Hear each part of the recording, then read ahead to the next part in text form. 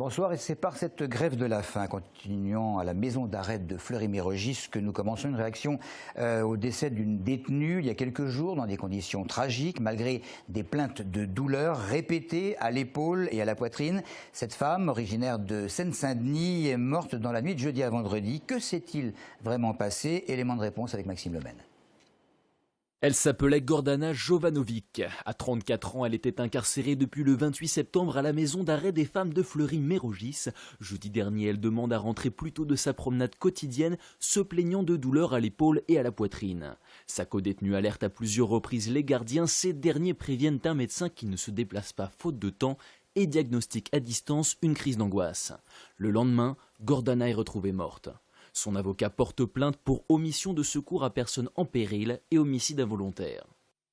Alors vous savez, on entend beaucoup de choses à la maison d'arrêt des femmes de Fleury, des histoires d'avortements provoqués, de blessures mal soignées ou une espèce d'indifférence générale qui se manifeste de manière plus fréquente lorsqu'il s'agit de personnes d'origine étrangère, notamment les gitans locaux.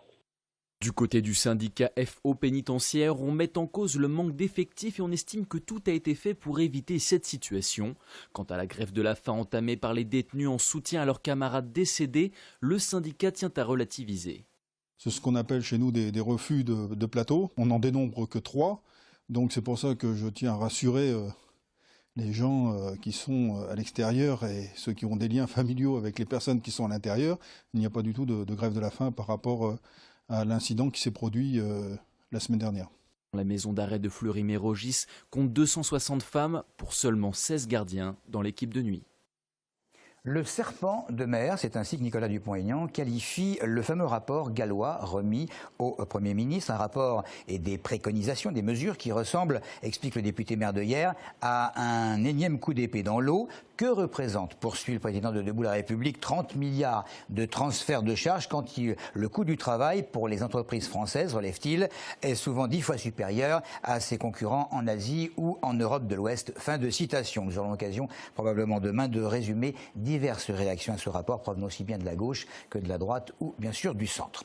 À propos d'entreprise, il y a le cas de Bricorama. Jusqu'à présent, cette enseigne était ouverte le dimanche, mais depuis la semaine dernière, tous ces magasins de la région parisienne ont l'obligation d'être fermés. Hier, lors du premier jour de cette obligation, sous peine de graves sanctions financières, les salariés manifestaient leur mécontentement. On voit ça avec Claire Colombel. Dimanche dernier, les clients de ce Bricorama ont trouvé les portes closes. Et pour cause, la Cour d'appel de Versailles a confirmé la condamnation du tribunal de grande instance de Pontoise, imposant la fermeture dominicale aux 32 magasins d'Île-de-France. Les salariés, par contre, étaient présents sur le parking pour faire signer une pétition. En quelques heures, plus de 300 signatures ont été recueillies pour réclamer la réouverture. On ne va pas arrêter de se battre, bien évidemment. Ça reste une priorité pour nous, une priorité pour l'entreprise, parce qu'effectivement, au-delà de nos salaires, il y va de la pérennité de l'entreprise quand même. Il y va de la pérennité de l'entreprise, à savoir si effectivement on ferme le dimanche définitivement, c'est 15% à peu près du chiffre d'affaires en moins, et ça engage bien évidemment des emplois au sein de cette entreprise, et peut-être la pérennité de cette entreprise, qui est in fine la nôtre. De son côté, le directeur ne comprend pas cette décision, vu que ses concurrents peuvent rester ouverts le dimanche et que les salariés travaillaient sur la base du volontariat. Ils étaient rémunérés sur la base d'un paiement double plus récupération d'un jour dans la semaine. Donc ça leur permettait de mettre un peu d'huile de beurre dans les épinards, pour les fins de mois, permettre de se nourrir, de se loger, etc. Le groupe et les salariés comptent se battre pour imposer la réouverture des magasins le dimanche. En attendant la décision du juge de l'exécution, le 9 novembre, les salariés d'Île-de-France vont organiser jeudi prochain une grande marche blanche dans la capitale. La garde des Sceaux, interpellée par le maire de Bure-sur-Yvette. Sa commune accueillait depuis 50 ans un centre ouvert pour mineurs. Cet automne, cette structure devrait se transformer en centre fermé, accueillant des mineurs délinquants récidivistes. Il s'agit en quelque sorte d'un genre de prison pour les moins de 18 ans. Jean-François Vigier veut obtenir auprès de Christine Taubira, la ministre, des garanties avant de voir ce centre s'implanter chez lui. À partir du moment où il y a des risques, s'il y a des risques d'évasion, moi je souhaite qu'on me donne les garanties. En fait, ce que je demande à Madame la Ministre, c'est des garanties. Est-ce que le centre éducatif fermé, s'il ouvre, va fonctionner avec les garanties nécessaires pour un bon fonctionnement vis-à-vis du voisinage, vis-à-vis des habitants qui habitent autour, à partir du moment où la presse s'est fait l'écho de problèmes de fonctionnement de ces centres. Il y a un centre qui a dû fermer en région Île-de-France pour des problèmes de gestion. Il y a des centres qui ont été délabrés. Il y a eu des problèmes sur les bâtiments même. Donc là, il y a des travaux qui ont été faits. Je n'ai pas envie qu'il y ait une détérioration des locaux dans les semaines ou les mois qui viennent. Les accidents domestiques à présent, troisième cause de mortalité en France. 19 000 personnes perdent chaque année la vie à leur domicile, sans compter les milliers de chutes, de brûlures, d'intoxications, n'épargnant ni enfants ni adultes. Une équipe de Téléson est allée questionner quelques Essonniens. J'ai toujours des amis ou mes proches à qui c'est arrivé, aux enfants, ou voilà, mais pas moi personnellement. Ça m'a jamais touchée pour le moment. Ça m'est arrivé une fois, une intoxication médicamenteuse chez l'un de mes enfants les plus jeunes, accidentelle. Mais bon, voilà, ça n'est arrivé qu'une fois.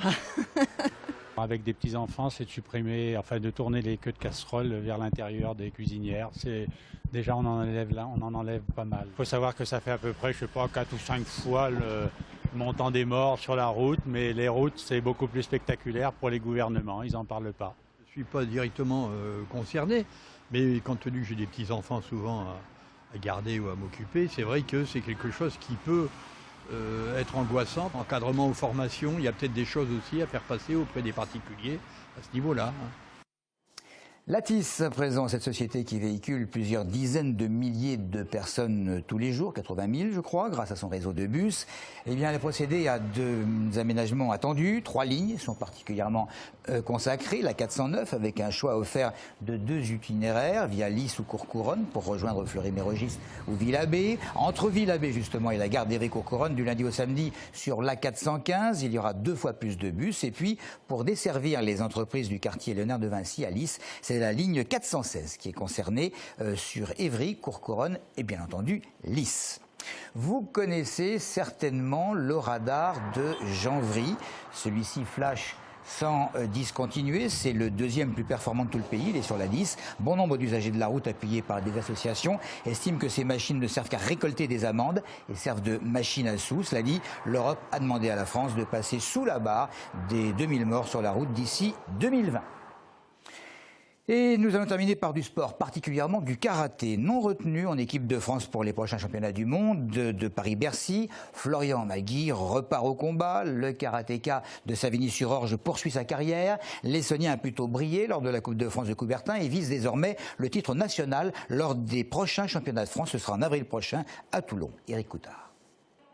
Retour aux affaires pour le Savignien Florian Malgui, engagé il y a 2 semaines en Coupe de France. L'ex-champion de France des poids lourds a aussi retrouvé le chemin des podiums. Finaliste en individuel et en équipe avec la formation du SIC Paris, Florian Malgui a réalisé une belle compétition.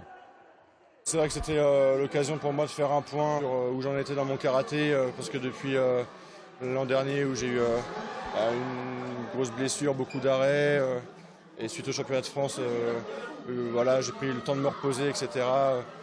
Donc voilà, j'avais repris que depuis un mois l'entraînement. Et finalement, je suis dans les 2 finales, donc ça se joue à pas grand-chose. Écarté de l'équipe de France en vue des prochains championnats du monde de Bercy en novembre, Florian Malgui va désormais se concentrer sur d'autres échéances. Plusieurs compétitions nationales et internationales figurent au programme de l'Essonien pour être en forme lors des prochains championnats de France en avril 2013.